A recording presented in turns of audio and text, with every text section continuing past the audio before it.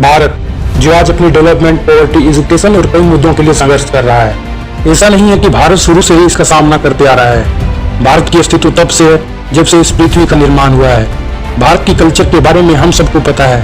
हिंदू जो अपने भक्ति और शक्ति से जाने जाते हैं। भारत के राजाओं ने अपने शौर्य से, भक्तों ने अपने भक्ति से, गायकों ने अपने गायकी से, ज्ञानों ने अपने ज्ञान से भारत को निखेरा है। लेकिन हिंदू राजाओं के अच्छे होने का फायदा उठाया। ये कहानी शुरू होती है गोरी और गजनी जैसे लुटेरे के आक्रमण से। इसके बाद लगातार आक्रमण होते गए, सत्ता बदलते गए, गुलाम वंश, दिल्ली सल्तनत, लोधी वंश और फिर मुगल।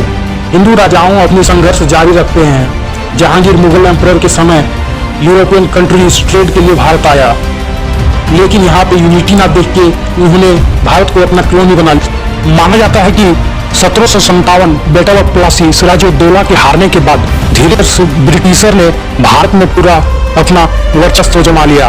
लेकिन 100 साल बाद 1857 में फिर से एक बार इंडियंस ने आजादी के लिए लड़ाई करी, जिसमें नाना साहेब कानपुर, तात्या टोपी ग्वालियर, बेगम हाजरत महल अवध, रानी लक्ष्मीबाई झांसी, मंगल पांडे बैरकपुर, बहादुर शाह जफर पूरे युद्ध को 1857 के जिसे सैनिक विद्रोह कहा जाता है उनको लीड कर रहे थे। डॉक्ट्राइन ऑफ लेफ्ट और इनफील्ड राइफल जैसे रीजन को सबसे बड़े मुख्य मुद्दा माना जाता है। 1857 के बाद एक बार फिर आजादी की आग ठंडी हो गई, लेकिन फिर से भारत 1915 से आजादी की मांग तेज कर दी। 1857 से 1915 के बीच में तब तक कई संगठन बन चुके थे, जैसे इंडियन नेशनल कांग्रेस। 1916, 17, 18 में गांधी ने सत्याग्रह करके किसान मजदूरों के लिए लड़े।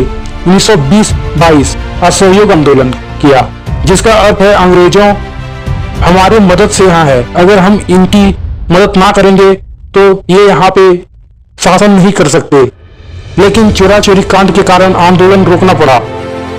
1924 में CR दास और मोतीलाल नेहरू जैसे नेताओं ने स्वराज दल की निर्माण किया ताकि विधानसभा में भी अपना वर्चस्व जमा सके। 1927 में सीमन कमीशन का विद्रोह हुआ। 1930 में सिविल डिसोबिडिएंट मूवमेंट हुआ। इस आंदोलन में गांधी ने नमक का कानून दांडी में तोड़ा था। 1931-1932 में गांधी और अम्बेडकर के बीच गोलमेज सम्मेलन में सेपरेट इलेक्टोरेट पे बात छिड़ गई, लेकिन गांधी रिजर्वेशन के लिए मान गए। लेकिन तब तक सिविल डिसोबिडिएंट मूवमेंट ठंडी हो चुकी थी। 1942 में गांधी ने भारत छोड़ो आंदोलन छेड़ दिया, जिसमें उन्होंने नारा दिया था करो या मरो। और बहुत सारे लीडर्स थे जिन्होंने मूवमेंट में भाग लिया था, जैसे चंद्रशेखर आजाद, भगत सिंह, राजगुरु, सुखदेव, बटुकेश्वर दत्त और ना जाने कौन कौन जो आजादी के लिए शहीद हो गए थे। सुभाष चंद्र बोस जो कांग्रेस के अध्यक्ष पद छोड़ने के बाद रसिया, जर्मनी, जापान और कई सारे देशों की मदद से भारत से अंग्रेजों को भगाने का प्रयास किया, जिन्होंने आजाद हिंद फौज को बनाया।